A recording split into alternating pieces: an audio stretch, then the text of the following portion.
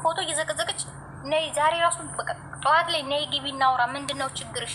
አሰማ እኔ ራሱ ክሴት ተጣልቻለሁ። ገብቶ እንነጋገር ነው ያልኩት። እንሰደደብ አላልኩም እኔ።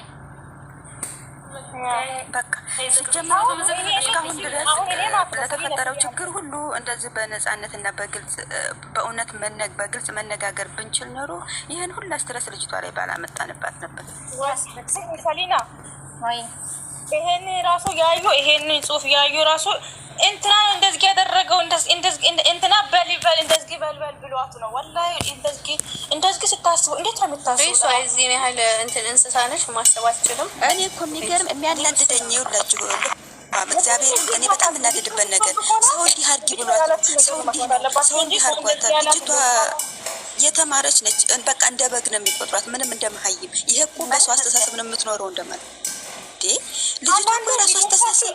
አንዳንዴ ልጆቻችን እንደዚህ ሳትቆጡ በቃ የሰው ልጅ እንደዚህ መቆጣጠር ምናምን እንደዚህ እረፉ። የምሬን ጥልቅ ብሎ ማግባት በጣም ስህተት ነው። የምር በጣም ስህተት። አሁን እኮ ወደ ልጅ ተጦ ሲሆንበት እኮ በቃ ነገሩ ተያዘበት። ከልጅቱ ጋር ከቤትም ስትወጣ ምንድነው ይሄ ርዕስ ሆነ፣ እንደ ሪዝን ተቆጠረ። ምክንያቱም እሷ ከቤት በወጣች ቁጥር በቤት በወጣችበት ሰዓታትና ቀናት ከልጅቱ ጋር በምትታማበት ሰዓት ፍቅር እየተባለ ሚዲያው በሚጨናነቅበት ሰዓት ከቤት ጠፋች ልጅ።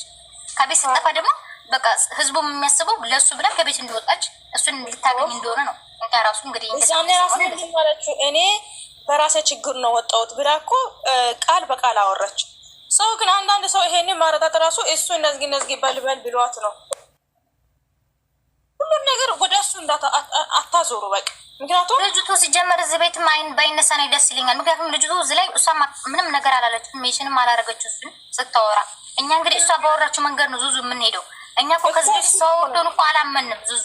የምር ከዚህ በፊት አሁን ሰው ብዙ ነገር ይለናል እየመጣ እኛ እናምንም። እናትዋ እንደዚህ ናት ይላሉ፣ እኛ እናምንም። ግን ልጅቷ አሁን ስደጥፋ አመንኩ በቃ። ልጅቷ ያለችው ነገር መቼም ልጅቷ ተዋሻለች ማለት ዘበት ነው።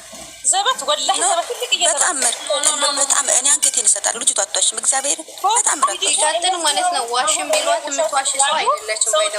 አይደለችም ሰዎች የልጅቷ እንደውም የልጅቷ ጥላቻ ያለባቸው ሰዎች ናቸው ብዬ ነው ማምነው። እንደዚህ ቦሮች ሲደርቁ እኮ የምንለፈልፈው ልጅቷን እኛ ልጅቷን ከማይሆን ነገር እናውጣት እያልን ነው እንጂ ዝም ብለን በማይሆን አጀንዳ ወላሂ ለዋሜ ሲቀጥል ሁልጊዜ የምለው ይሄን ነበረ። ተው ልጁን የሆነ ሰዓት ላይ እንደምንጸጸት ምናምን ወላሂ ሁልጊዜ ያወራ ነበር። ላይክ አሁንም ይሄ ነው ሲሆነ ያለው ማለት ነው።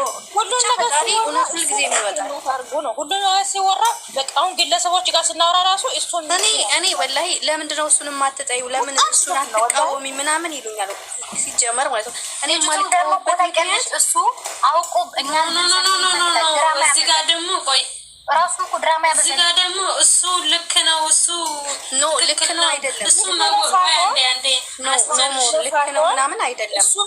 ልክ ነው ሳይሆን የዚህ ያህል እኛ ሁልጊዜ ስለሱ የምናወራበት ርዕስ የሚሆን ምክንያት የለም። እኔ እሱ ትክክል ነው አይደለም የሚል ርዕስ አውርቼ አላውቅም። ግን ልክ ነው እሱን እንደዚህ አጀንዳ ሰጥቶ እንደዚህ የሚያስወራን ርዕስ የለም።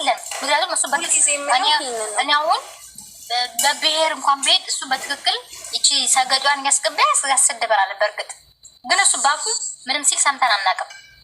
ያው ትንሽ ቅንጣተኛ በቃ ሲቀጥል ደግሞ ሌላ ነገር አሁን እስከ ዛሬ ደግሞ የሉሃምዬ እስከ ዛሬ ደግሞ ልጅቷ ላይ ትልቅ ችግር እየተፈጠረባት እያንዳንዱ የሚፈጠረውን ችግር ከልጁ ጋር አገናኝቶ በእሷና ልጁን አታክ አድርገው ነው የሚያወሩት። እንዳለ እሷ ላይ ያለ ችግር በእሱ ምክንያት የመጣ ችግር አድርገው ነው የሚያወሩት። ይሄ እሷ ልጅቷ ላይ በጣም አለቀሰች ቁጥር ከእሱ ጋር ተጣልታ ነው የምትባለው።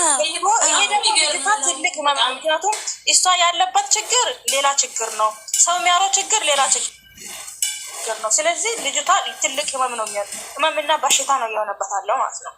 የምሬ አሁን ልጅቷን በጣም ስለተረበቀ ይሆናል እንደዚህ ስለተረዳችኋል። በአጠቃላይ ግን እኔ ልጅቷን እንዲህ ይህን ሁላታክ ማለት በዚህ ደረጃ ዝቅ እያረጉ በልጁ እያመሀኙ የሚሰድቡ ሰዎች ልጅቷን ከፍተኛ ልጅቷን ጥላቻ ያለባቸው ሰዎች ያሉ ይመስለኛል።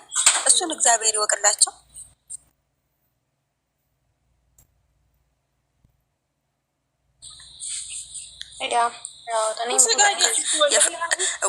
ይኸውላችሁ ጊዜዋ ነው። ታፍቅር፣ ትጣላ፣ ትባጭቅ ምንም ትሁን ወቅቷ ነው። በቃ ጊዜዋ ነው። ሁላችንም በጊዜያችን ያሳለፍነው በዚህ በሀያ ይሄድ። ለምንድን ነው በእነሱ ሚዲያ ላይ ስለወጡ እንደዚህ ያደረግናቸው? ለምንድን ነው ሚዲያ ላይ ስለወጡ እንደዚህ አይን ያበዛን? በቃ ለምን እንደዚህ ትኩረት አደረግንባቸው? መብት የላችሁም እንዴ? ፍቅር ፍቅር ነው። ግን ያም ቢሆን በቃ የትም ቦታ እሷ ሲከፋት፣ እሷ ስታለቅስ፣ እሷ ዘገ ስትሆን ሚሽን አንድ ሰው አይውላችሁ። ደግሞ አንድ ነገር አንድ እሱ ወደደች ይላሉ። አንድ ሰው እንኳን እሷን ብዙ የምታውቅ ፈረንጅ ሀገር የኖረች ሴት እንኳን እኔ አበሻዋ ፍቅር ላልሰጠኝ ወንድ እንዴትም ልወዱ አልችልም። ዝም ብዬ ፍቅር እሷን የሚያመናጭቅ ምን ሊያደርጋቢሁ ፍቅር ቢሰጣት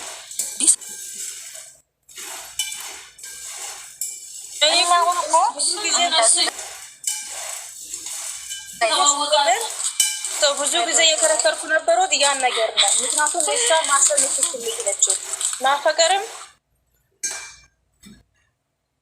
ያለ ማፈቀርም ምትችል አንደኛች ልጅ 18 ዓመት ያለፋ ልጅ ናት። ስለራሷ የፈለጋትን ይሄ ልጅ ጎዳትም ገደላትም እኛ ይመለከተናል።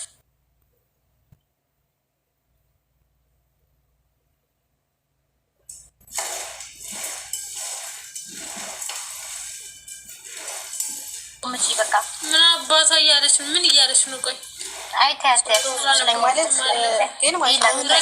ጥሩ ምክክር እየተመካከርን ነው። እንደ ሰው ቆም ብለን ስለዚህ ኮሜንት ላይታችሁ ማለት እኛ ማለት ነው ጋይስ። አሁን እነሱ እነዚህ ተጋቡም ተፋለጡም እኛን አይመለከተንም። ታርቀናል እንትን ብሎ ክፍጭ ተታረቀን። እኛ ትንሽ ችግር ሲያመጣ ስቶሪ ላይ የሆነ ነገርም ስናይ አምጥተን ችግር ነው፣ የሆነ ነገር ስናይም አምጥተን ችግር ነው።